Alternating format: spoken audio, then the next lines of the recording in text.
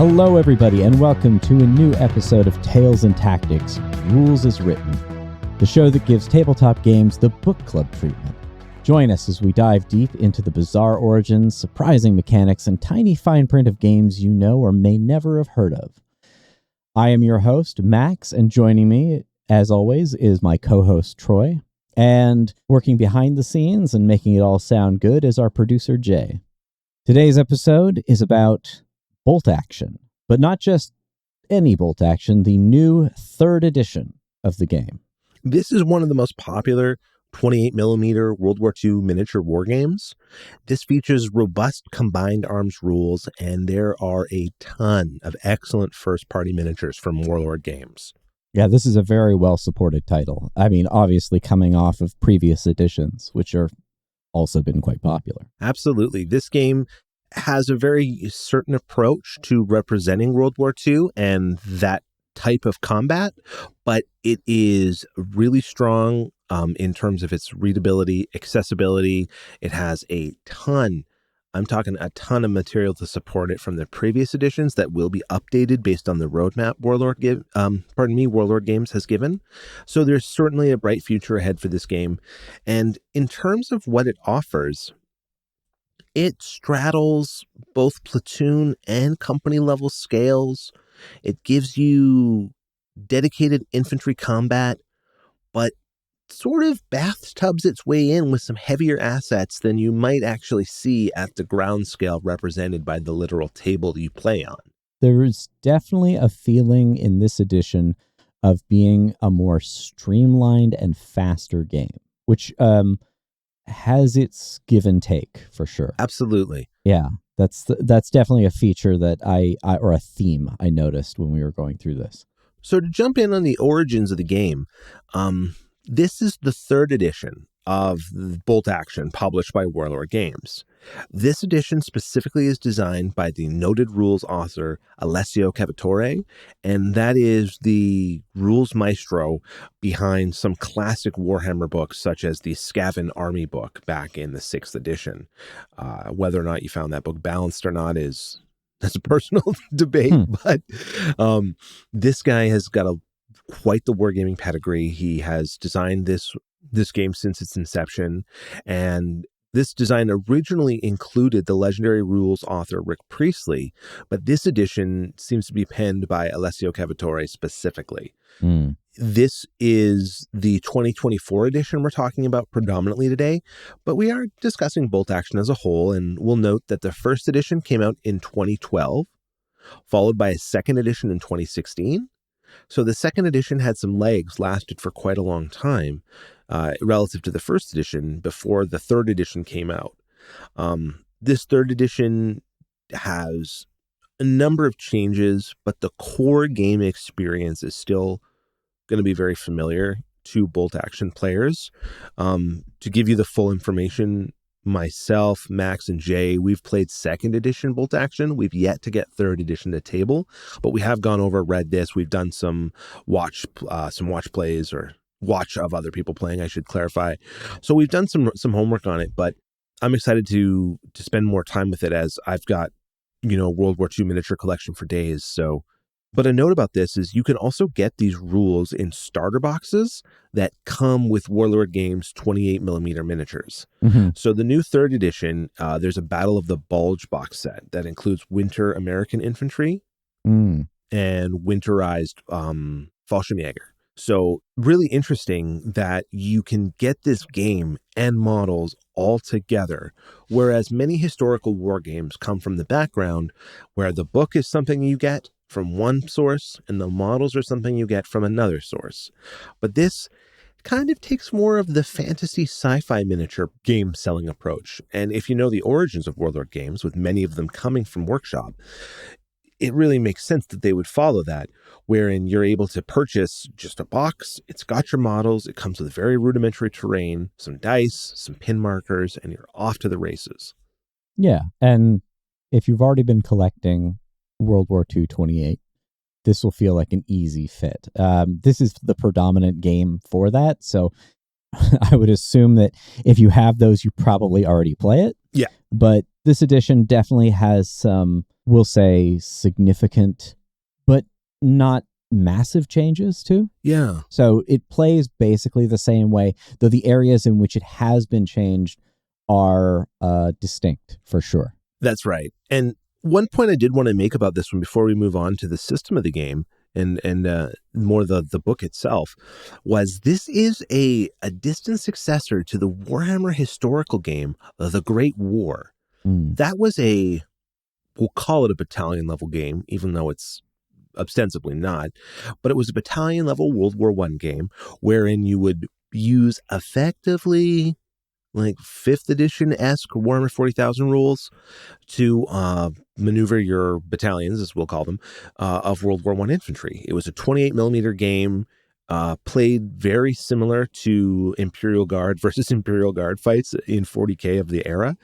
And you can see a lot of the same logic of that game here in Bolt Action, wherein you've taken ostensibly mechanics that were birthed from fantasy and sci-fi games, being Warhammer and Warhammer 40,000, but they've been modified, refined, and changed to better suit a historical game, much in the same fashion that Warhammer Historical used to do decades ago. Right, yeah. So the actual production of the book, it's a whopping 300 plus page book. It's a good full-size textbook, typically hardcover, double column printing, probably between 12 and 11 point font. So it's pretty easy to read, despite the fact that it's also super dense. And it has some of the most gorgeous art, particularly in the chapter introductions. There's a level of consistency in there that I was absolutely amazed by. I'm actually a little disappointed with the cover. Yeah. It's fine, but it doesn't really bring the punch that a lot of the interior paintings have, that I thought was really, really effective. There's also a lot of excellent and well-built dioramas. Yes. And, miniatures that are being showed off, as well as a lot of diagrams, which help kind of walk you through how different engagements and spot rulings and things like that will be played out. And one thing I do want to highlight as well about the printing is the background that the text is printed on is like a nice soft gray, so it's really readable. You don't have that kind of classic too much crap in the background making the text hard to stand out against. Like, it's actually it's crisp. Yeah, it looks as though most pages, I'm not sure if it's in a repetitive... Okay, yeah. It's reused probably for the sense of expediency or the sake of expediency. But it seems to be using a paper texture, so it's sort of an off-white with a bit of fold or line, particularly down the middle. That's just supposed to make it look like some kind of secret World War II document or just some kind of manual. Yeah. Doesn't have to be secret, I suppose. And it has just the right amount of staining and texture on it that makes it not too sheer on the eye that a flat white page would, and that would also look kind of boring. But you're right, it's not so busy that I'm having a hard time reading it. We can go back to some of my major criticisms around Chill 2nd edition, where there was like paint splattering or blood splattering on pages, and I'm like, I can't read the text. To be fair, that's an older game. Most standards for production in book development for war games and role-playing games are obviously much more improved. And this would be a leading example of a high production value historical war game. Like, this is as much money gets spent on a war game rule book, is this game. This is the example of that. So it's really well laid out. It's really clean. It's got your army lists in the back. It's got what you need to play in one book. Absolutely. The game opens with a section that has a comprehensive breakdown of tons of battles and theaters of war that happened throughout the entire era. And I was honestly overwhelmed. I had to skip a lot of it and I didn't really want to, but for the sake of making notes, I'm like, oh man, this isn't everything, obviously, but this is your lore dump. Yeah. Right at the beginning. 100%. And it comes with some great looking maps of pretty much every theater of combat that I can think of that was there. I mean, obviously there aren't obscure things like, say, the Chinese engagements. Yeah. but that would have been internalized, but more from the big players in the main part of the war, that being Germany, Japan, Italy, the United States, Britain, and any of those allies that were part of the Allied power. The Soviets as well, got to remember. Oh, of course, the Soviets playing an interesting role, but having their own theater, which is actually also quite well documented. So if you want to play your Stalingrad game, they got you. It's all here. And this game, it's interesting. As we move on to talk about the system, one thing I want to highlight is there's been actually quite a big change in the game in the army list building. So before we get into how the game plays, you'll write an army list like many war games, right? There's very few war games where you don't have some degree of army list authorship prior to the match beginning. So in Bolt Action 2nd Edition, you had a force selector that was based around a reinforced platoon. This would have had a platoon commander, a minimum of 2 squads, and then attached supporting elements. And that would have been how you wrote your army. In many ways, it was influenced by other games of the time and a certain perspective that 28 mil models equal platoon level or squad level, but platoon level down gaming, right? Now, what's changed in this edition is that you are taking multiple platoons. So ostensibly, we're changing our scale from a platoon plus game to a company level game in some respects. Now, you're not really going to field a traditional full company of a 3x3, with 3 squads and 3 platoons for a total of 9 squads, making a full company based on some nationalities. But you will be fielding still multiple platoons. So you'll have at least 1 rifle platoon. And for every rifle platoon you have, you can incorporate another platoon like recce, armored, or artillery. So there's a few different platoon types you can start to include. So in this game, there's actually more order dice, which we'll explain in a moment, than in the prior edition, but you are processing those dice faster in my understanding of this game. So it's not like you're adding a lot more time, but you are actually dealing with a different size of force. So for most players, your reinforced platoon probably has most of what you need when you break it out into these new platoon units now, but you'll probably need a couple extra officers who will then jump in to lead your heavy weapons platoon or your recce platoon, where previously you would just have a couple armored cars and a couple recce squads, glued on or grafted to your primary rifle platoon. Now they'll be their own element, but you do need to still have your core rifle platoon in the list to unlock that, so to speak. Yeah, it's interesting because having played other World War II games, the idea of the presence of the company structure above is a bit more abstracted. So the idea that you've got your main operational platoon for a platoon level game, and then there's a few suggestions of those other functions being brought in, so other platoons. Mm-hmm. And as you say, having a few tanks or anything else brought in as support. But yeah, in some ways, this is more realistic, or it's not to say exactly that it's realistic, but it's constructed more around the whole of the company, even though it does primarily focus on the platoon level. It incorporates multiple platoons in doing so. Exactly. Now, one concern to that is this might be a bit more model heavy. Yep, that's true because you are adding more officers. The small team rule from 2nd edition is gone. So having the 2-man officer with adjutant kind of combo is no longer favored. It's more looking like officer plus 2 riflemen to accompany. So that's another model right there. So it does look like you're probably going to need to score a few additional models if you're a version 2 player going into version 3. Mm-hmm. But there is nothing to stop you from just playing a single rifle platoon with a little bit of support added in. You could easily get 6 to 8 order dice out of that by itself. Yeah. Now that we've talked about order dice, let's just dive in on that, because that's sort of what makes this game tick. It's the most important part of Bolt Action.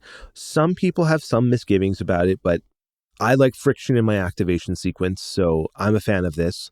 And basically what you're doing is you're going to have a dynamic dice pull activation mechanic that's going to simulate command and control and battlefield friction. You have one colored die for each unit in each opposing force. So if you have the Americans versus the Germans, you'll have 10 green dice, 10 gray dice. You put them in your opaque container or your bag, you shake them up, you pull a die, whatever colored die that is, that goes to the appropriate player who can now activate a unit of their choice. So if you are playing the Americans, you draw a green die, and there you go. You're able to activate a unit of your choice that has not yet been assigned a die. Yeah, it's worth noting that these are not the sort of dice that you would roll.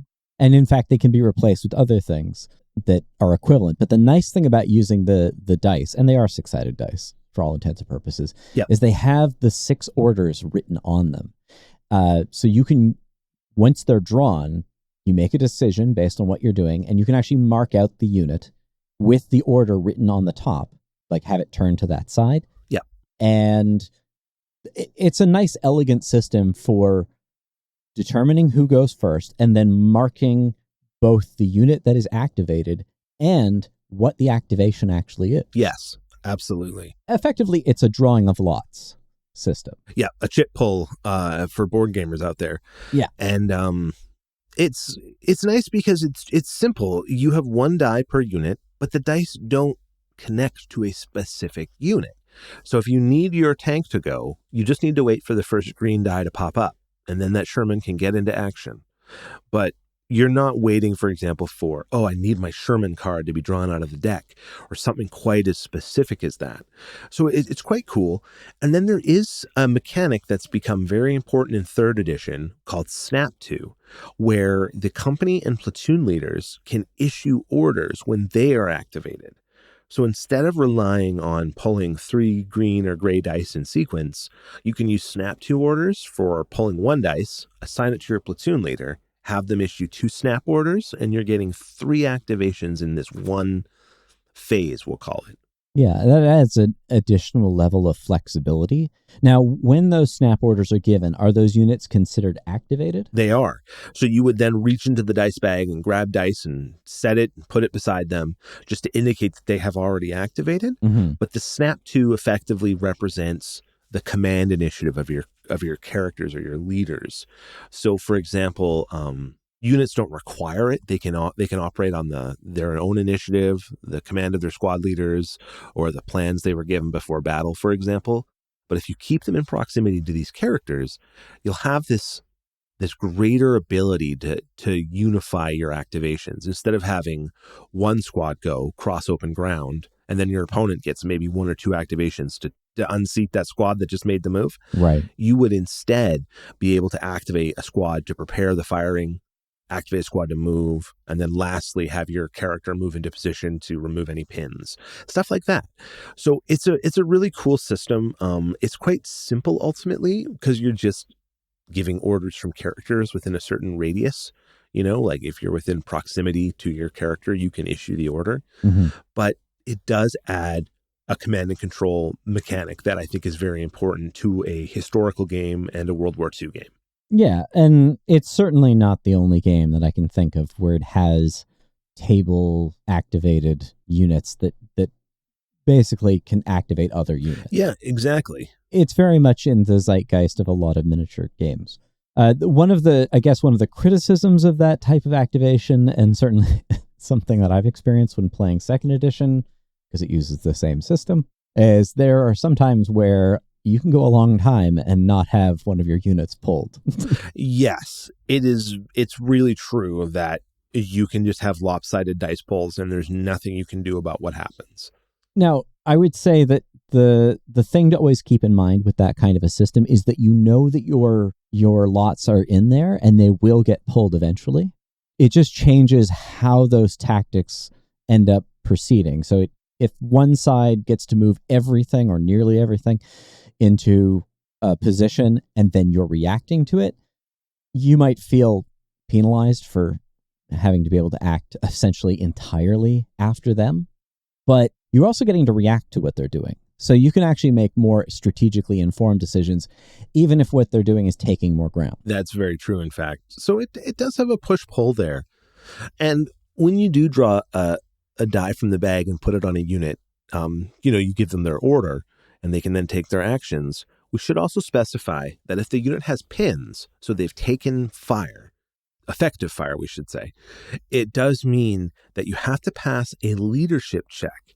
So it is a 2d6 roll, and you'll have to roll under, if my memory serves, to pass the leadership check. And the pins on your unit will reduce your leadership characteristic to make that harder to achieve in the app. Because there is an app that you can use for the purposes of playing this, of writing army lists and playing this game.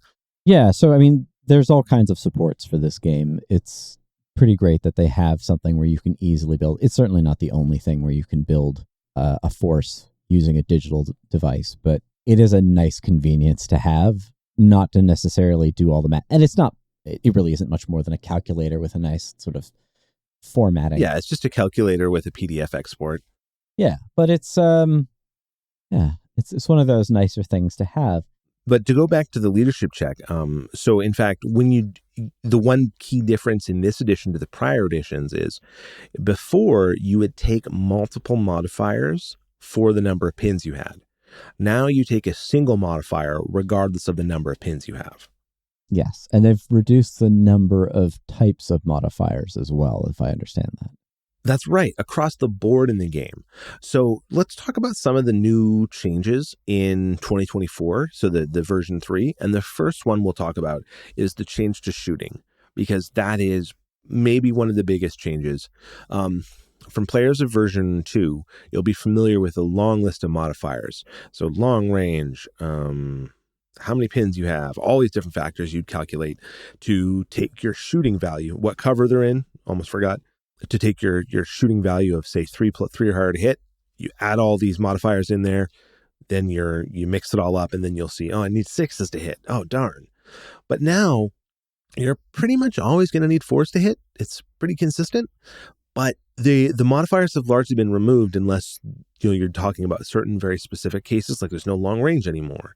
Cover has been removed, right? Mm-hmm. But they built in a new step to the dice sequence to sort of account for the removal of these modifiers. So if you're familiar with the older edition, you rolled to hit, then you rolled to wound, and you removed any models that had been hit, or not been hit, but had been successfully wounded from the hit, we'll say. In this case, there's now a save roll. So you will hit, wound, and save. And that save is if they're in light or heavy cover. And that sounds very familiar to players of the Warhammers. Yeah, or any other sort of secondary reaction rolls in other miniatures games. But Warhammer is distinctly making use of that. Hit, wound, save, right? It's so built in to so many gamers' expectations of how you will do this.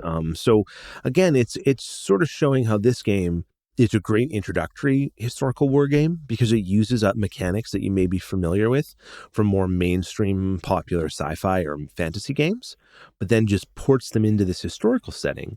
And by using this, there's a certain degree of familiarity and expedience you can get out of your players because they just know how this works.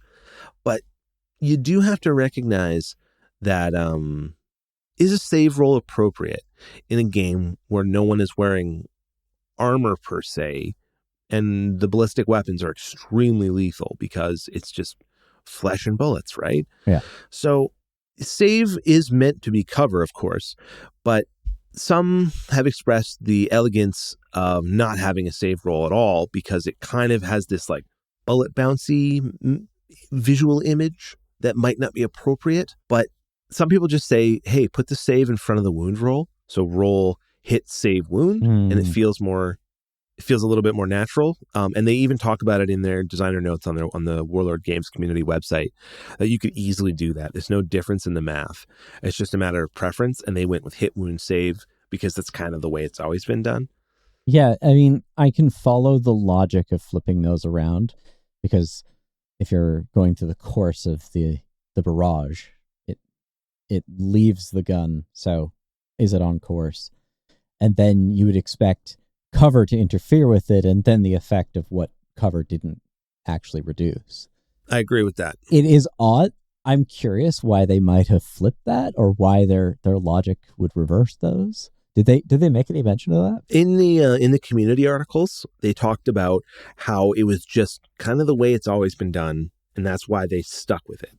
Huh. So they do specifically say if you want to house rule it, go right ahead because it doesn't change the outcome. But it is just sort of like, that's the way we roll power armor saves, so why not roll Norman countryside farmhouse saves the same way, I guess.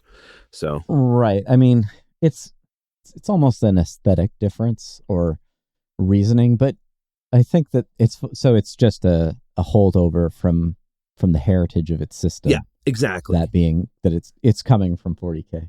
More, I mean, in a roundabout way. Yeah, but, in a roundabout way for sure. I mean, Rick Priestley and Alessio Cavatore wrote it, right? So it's like, it's inescapable that it will have those roots. It's one of those things that I can get over, and the fact that you can change it doesn't make a big difference, but there's a certain kind of, I don't want to say lack of consideration, but not theming it quite right. Like I honestly think vibes matter when it comes to these things. Yeah. But you know what? It's a minor quibble, especially if it's just correctable at the table. And the other really big combat change that I want to go into is how close combat has been done. Yeah, that was interesting. But yeah, give us the breakdown on close combat. So how close combat works in this new edition is, I mean, like the sequencing of rolling your dice and how you attack is pretty familiar, but who gets to go first? That's what's really changed. Because it was the case in the prior edition that if you were in open ground and you were charged, the charger would get to roll their attacks before you got to roll any. So you would take damage from a charge prior to being able to respond to it. My problem with that is that it really led to a lot of wild bayonet charges because there wasn't a lot of reason not to be the guy on the offense because you get to strike first. Yeah. So how they've changed it is the attacker will now strike simultaneously with the defender in open ground. If you are attacking a prepared or defended position, the defender now gets to go first and apply all damage before the attacker gets their round. So in many ways, they've sort of inverted and flipped out how that works, and they've created a much more dangerous close combat equation where second edition, you'd want to get into close combat. You know, you'd want to set that up as at the first opportunity.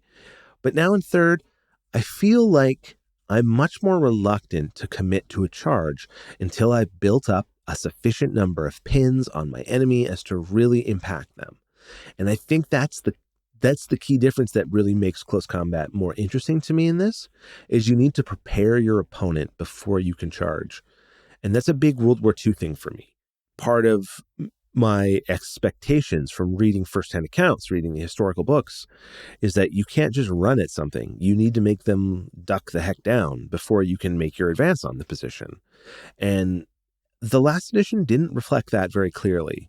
So it's nice to see this change. I'd be curious of your thoughts on it as well, Max, like kind of where you stand on how close combat should be factored into this period generally. Because I mean, to get someone out of the objective building, it's probably going to take you storming that building, regardless of how much advanced technology you may or may not have, right? I mean, that's just sort of a truism about conflict. I'd say with mechanized warfare, especially of this era. So like, I think that you could make, it really depends. Whether you're modeling the actual engagements and the history that it was played out, or if you're modeling what you would theorize based on the equipment and the tactics. I think it makes more sense from the historical point of view to have that rule flipped around. This is one of those changes that I really agree with. Yeah. Because as much as there definitely were much needed close quarter engagements, especially to like displace things like machine gun nests and other artillery, heavy weapons of different kinds, the fact that you have reliable groups of men with firearms of varying types, and again, we're not at full like automatic weapons, though by the end we do get there. It does make sense that the the reactive initiative of the defenders actually comes into play. Yeah. Now, what I mean by the historical examples of what was done versus how that might be done based on the way that things are set up is that you might be able to argue in a World War I game that charges would be more typical, but that's more because they were done that way. Really, the weapons don't change too much. I suppose you have less lighter machine guns. But you're hinting at something really important here, though. What's more important, doctrine or equipment? That's true. And I would say that bolt action skews towards the more, I guess, old-fashioned perspective, where it's equipment that you would define yourself on. Like, how many millimeters of thickness is this armor? What's the maximum range this rifle can shoot at? And it's not really those things, in my opinion, that define how troops and assets behave on the battlefield. That's all doctrine. That's all training. So it doesn't really matter if a rifle can shoot 300 meters or 500 meters. What matters is how they're trained to use it. Yeah. I mean, I have an argument about how shotguns work in games that's very similar to that. How does it mechanically function versus like what is the effect that weapon is trying to attain? And in this same case, how the equipment is used in some cases matters more than what it actually does or how reliable it is or what its rate of fire is. It's more about the intent. And whenever we're designing a game, or if we're looking at the design of a game, you have to make a decision as to what are you actually representing or trying to reflect in how the game plays. Do you want it to feel like the era? In this case, like if you try to run into some enclosed area with a bunch of guys that have triggered weapons, who would have the advantage? Well, if they saw you, they would point and shoot probably before you got there. Yep. And that's reflected in the way that the history went out. Like, as I said, larger installations like machine gun nests and artillery, even tanks to some degree, can be overwhelmed with close quarter engagement, mainly because the equipment keeps those units from being mobile. But in a lot of cases, even in those situations, the defending soldiers of those installations are going to have the advantage of seeing you come up. In fact, it's probably going to have to be a very tactical maneuver. And in a lot of cases, some of the descriptions of how flamethrowers were used in Normandy required a lot of danger getting up to those bunkers. Yes. And a lot of stealth, which is weird to think about because there's constantly fire happening while people are sneaking up. But yeah, the use of mass anti-personnel weapons like grenades and flamethrowers really only made them effective against enclosures by actually getting right up against them. Mm-hmm.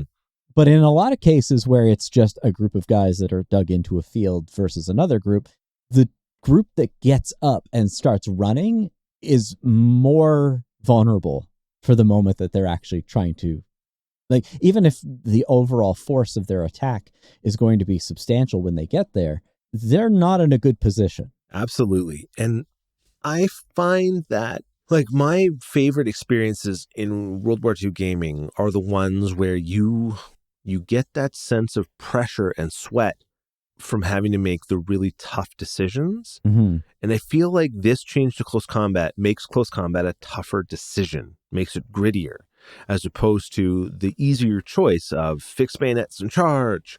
That second edition kind of, I don't know that it did it on purpose per se, like it was trying to make a statement with that, but I think that was just the way that it developed amongst play in the community because it just was designed that way. But that's kind of another interesting point.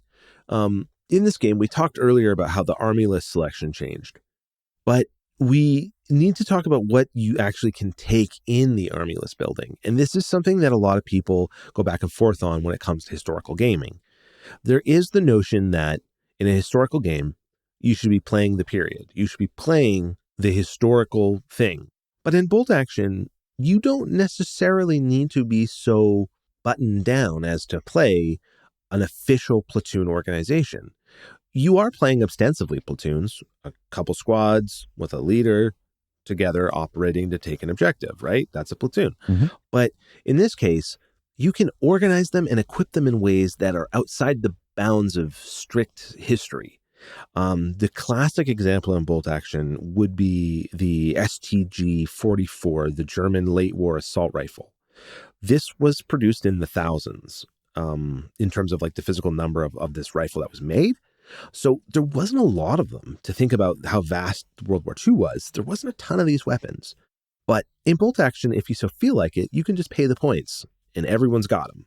Another example like that would be the Pershing tank by the Americans. Yeah. Quite a few of them were made, but not that many actually made it over, though they were much more effective than the Sherman tanks. Yes. They were rare, and having one in your game is a bit of an oddity. So yeah, it's a similar sort of thing. Exactly. And it's kind of like, why would you not take a Tiger? Because you just pay the points for it. There's no reason not to. You know what I mean? Yeah. And that type of army-less construction is something to think about when you're playing bolt action, because when you want to play a game that is strictly historically based, in bolt action, you bring that. The game doesn't enforce that. Mm-hmm. So, I mean, yeah, it does enforce platoon organizations and building, at the shadow of a company scale, but it's much more about building like a list that you like, as opposed to it being like you being given, a specific formation that you are now in charge of and have to make work through the different circumstances. Mm-hmm. To make a comparison to a favorite game of ours here on the show, Chain of Command. That's a World War II game at a very similar scale where you're in charge of a platoon plus support. But in that game, you don't change or modify your platoon. You are given a platoon, and it is made of the same components every time, and then you can add support that may change. And that is very different than in bolt action, where your platoon is something you will design from the ground up. I mean, it has certain limitations, like it has to have 2 squads, for example, or 2 sections, but you get to pick the components. You get to pick if there's 2 LMGs in that squad or not. It's not about whether or not you're playing Grenadiers in 1943 or Panzer Grenadiers in 44. That doesn't matter. It just matters what you want. Yeah. I mean, there's a certain level of flexibility to that can be realistic. Yeah. For instance, one example, I don't know that this exactly plays into it, but the Russians had very poor anti-tank weapons. They obviously had their anti-tank rifle, which is probably the most effective of that kind, but against a heavy tank, it's really not going to do much. Yeah, that's right. And over the course of the war, they ended up securing, liberating Panzerfausts. Yes. Because they were essentially like semi-disposable rocket launchers. And then they ended up, I wouldn't say they became like a standard issue, but they were ubiquitous enough in their supply that there'd be no reason why they wouldn't have them. Certainly in late war, they probably would have procured either from taking out a unit and then just taking their equipment, which was common Soviet doctrine. Yeah. So you can it's nice to have that flexibility in the rules, because then you can represent things of that nature. But you're right, it's not strictly historical in the way that some games set themselves up. That's right. There's even a note earlier in the book about the tendency for some people who are more interested in the game and less interested in the history to play like hypothetical wars by taking 2 sides that wouldn't normally interact with each other in the course of the history of the conflict.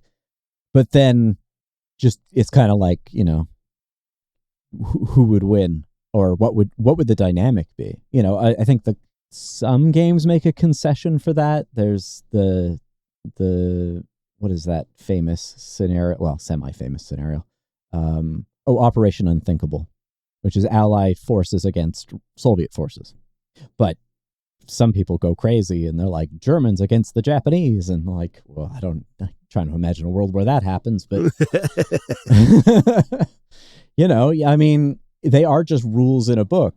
Outside of German attaches attached to the Chinese army. Yeah. that didn't really happen. Yeah, exactly. But that's one of the funny things, though, about World War II is for all the examples I can give about how this might not be historical and this should look like a TOE more. It was such a vast war that you can find an exception to everything. So it is kind of refreshing in a way that bolt action will allow you to be the exception if you want. Like you described with the Soviet anti-tank weaponry, like a lot of the ways that more historically buttoned down games may present that is, well, this is the official Soviet platoon. It didn't have that. The TOE didn't account for that, so it doesn't have that. Whereas something that's been said about Allied units, both Western Allies and Soviets, is that they kind of showed up with what they had.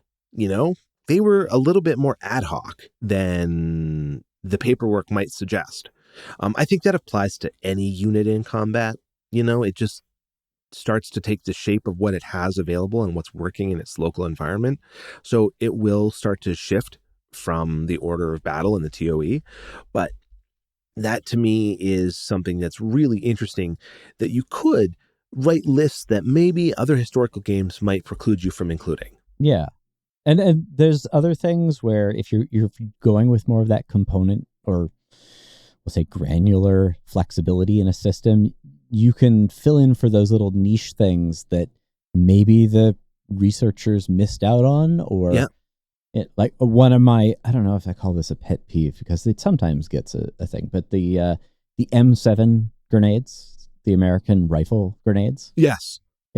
Like they mysteriously, like they were used, probably not like a ton. I'm sure they use bazookas more, but they almost disappear in a lot of the war games that I've seen, even though I've seen in history books like how they were actually used and represented. And they weren't as effective as a bazooka, but they were effective at stopping tanks. So no, it's really true. Like if you're not early war French, you don't get, I mean, that's actually something that's really interesting is how do national characteristics define your forces in a historical game? Oh, yeah. And some games like to have a lot of special rules that help define what your national characteristics mean.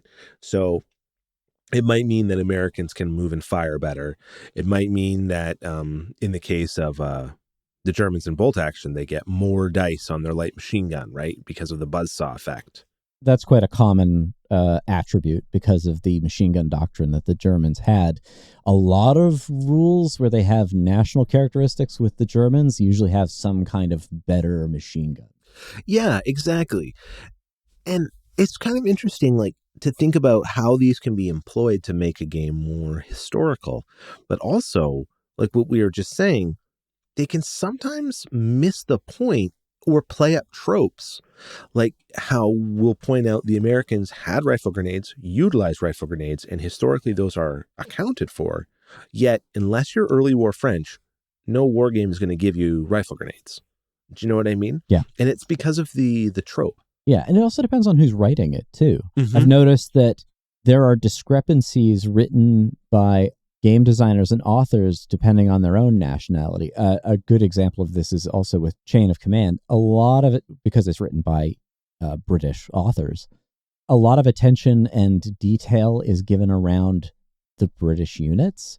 And ostensibly, all the other factions are represented correctly. And obviously the Germans as being another, being the primary aggressor in that theater. But when you look in close detail to how like the Americans or even the Soviets are represented, it's a little more loose. It's thin. That's right. You can see where their priorities are, or at least their knowledge base for the most part. And I don't blame anyone for that because they were effectively writing a game for themselves, especially in the case of Two Fat Lardies.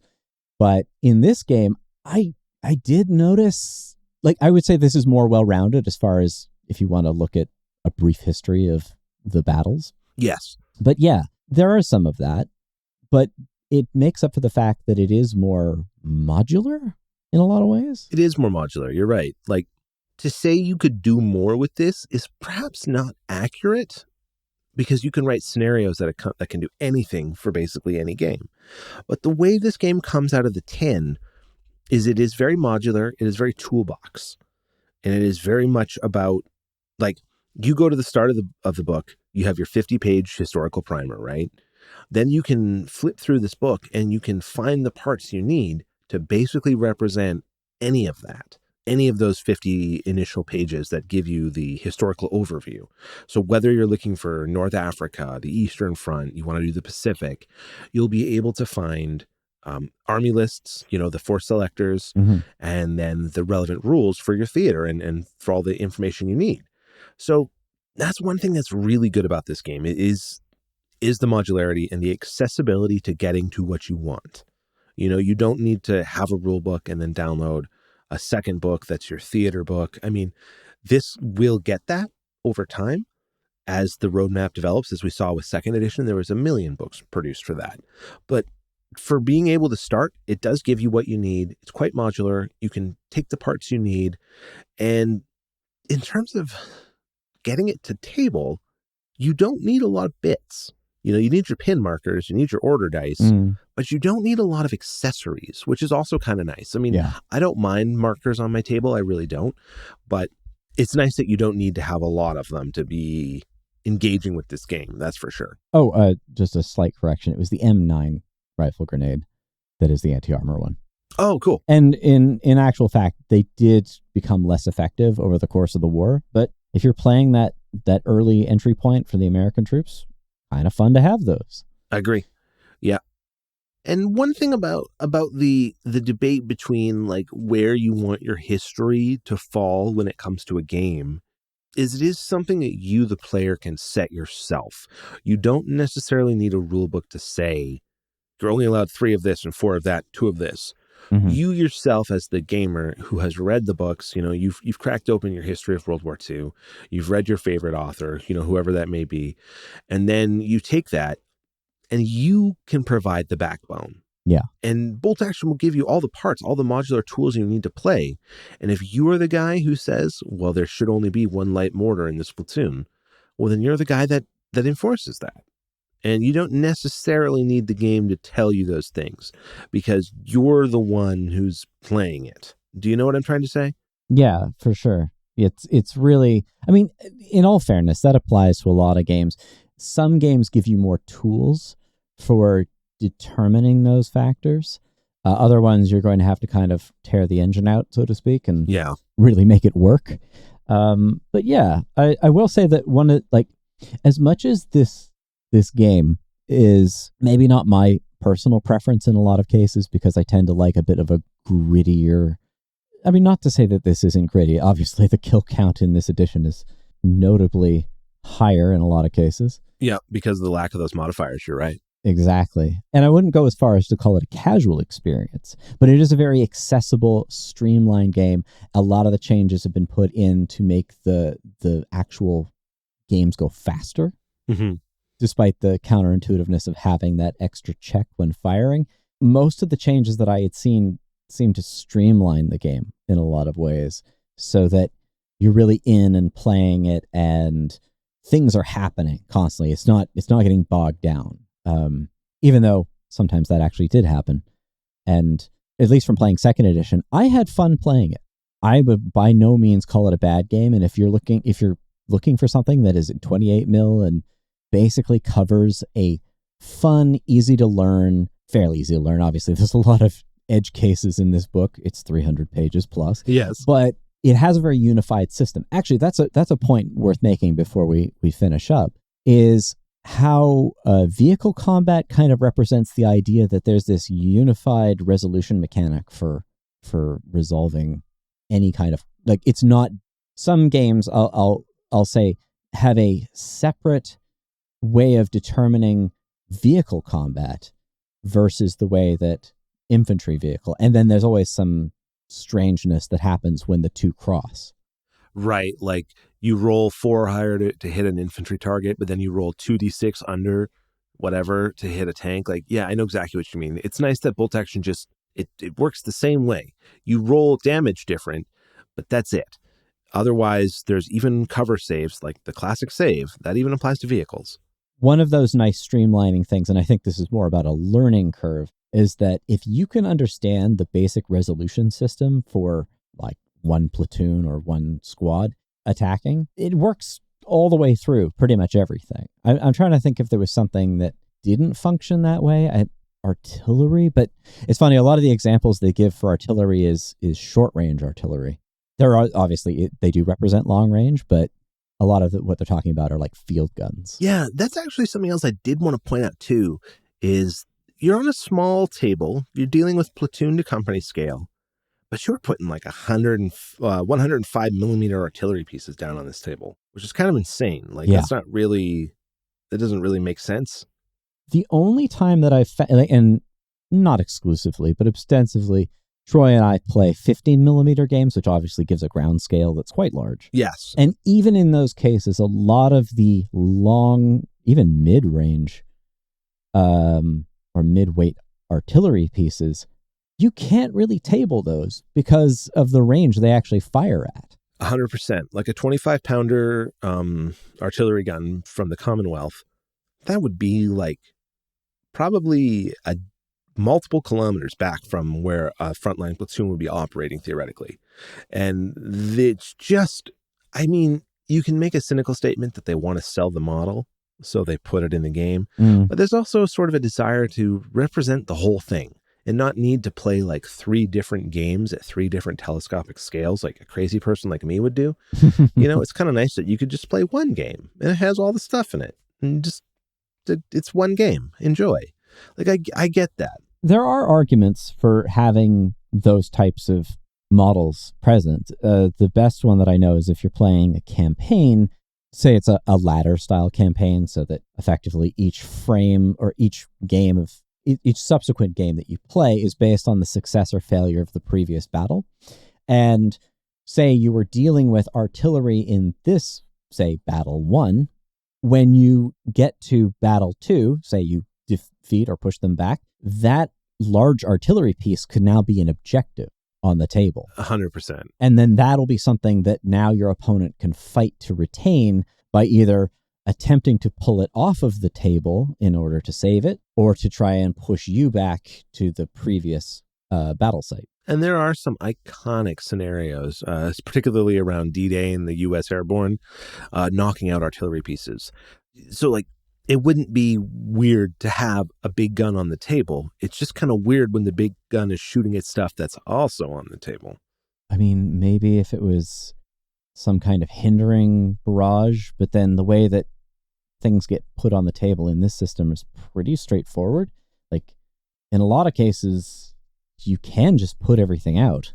Yeah, you'll be able to deploy the majority of your force. Maybe you'll have some in reserve, but you just kind of deploy in your deployment zone. It's not quite as dynamic as something like Chain of Command, where you're spawning from jump off markers, or it doesn't have like a phase line approach like something like O Group.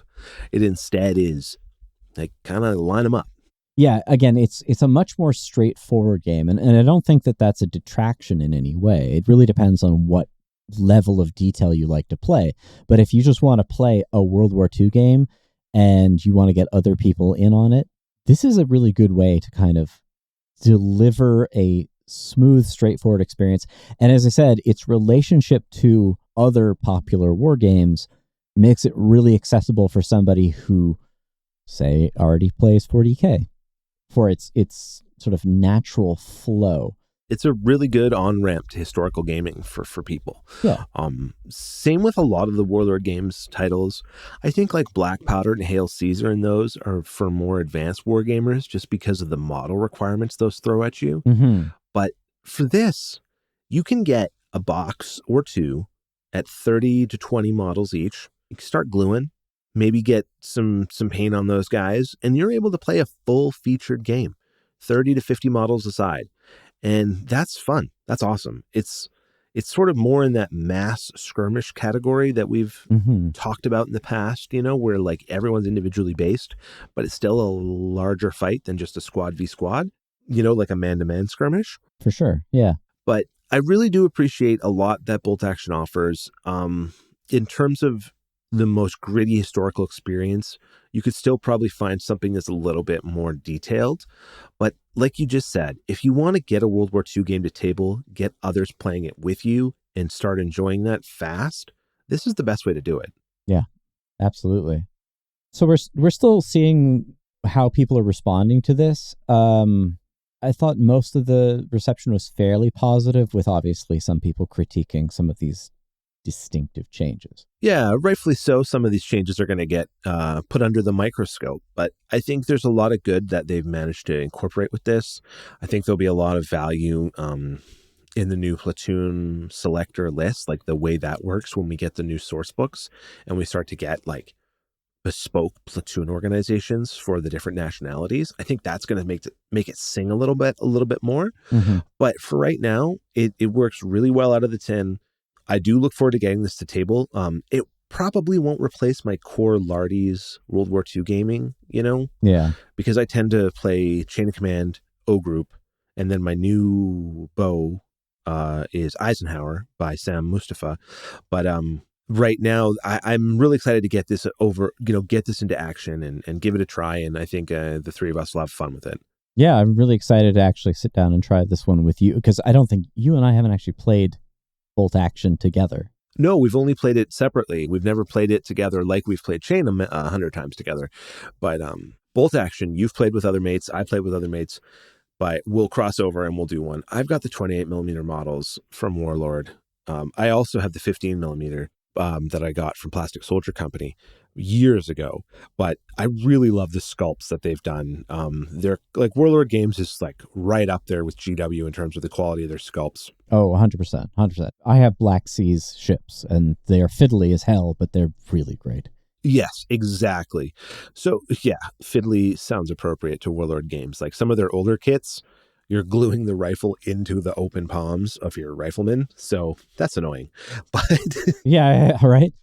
But yeah, so that'll do it for this episode. And I think that we covered a fair bit, and I certainly recommend the game. Yeah, I recommend the game too. And if you want to get a better visual of how this plays, Tabletop CP on YouTube has produced a learning video where it's 1941 on the Eastern Front, and it's a good breakdown of how a lot of the mechanics work, and it's like a beautiful table with great models painted. So if you want to see this game and what the potential it has, check that out online. Our next episode coming up will be a Beyond the Book about initiative and activation, which is funny because that was a big part of this episode. And yeah, make sure, like, if you have any thoughts or comments based on this game, or whatever your opinion is about the way that it plays or the differences between editions, let us know in the comments. Yeah, we'd love to hear from you. Yeah. Otherwise, yeah, happy gaming and carry on. Have a great one, everybody. We hope you enjoyed delving into today's episode. A big thanks to all of you out there for joining us. If you want to continue the conversation, you can find us on Instagram and YouTube at Tales and Tactics Podcast, or on all popular podcast platforms. Join us again on the next exciting episode of Tales and Tactics.